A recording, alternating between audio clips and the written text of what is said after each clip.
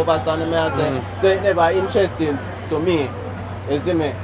Masicka drop a song yesterday morning, that bad. And that come recover Masicka. You overstand me and say, but Tommy Lee straight. Jump up, no carnival. Kartel now come in night, you know.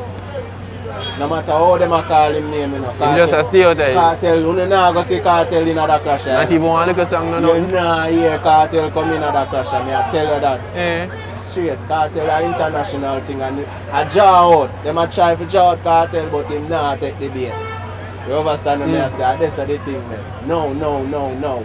So because he has basically changed and gone into more, as he said, God is the greatest, he's on that godly part.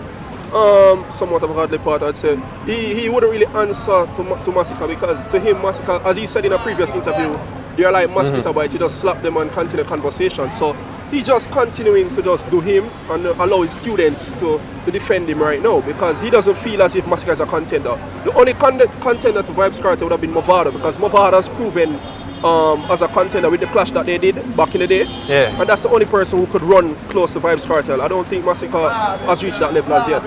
He's reached a level, of course, but he has more work to put in. I don't think his catalogue. Anything say the warrior drawn out, none at all?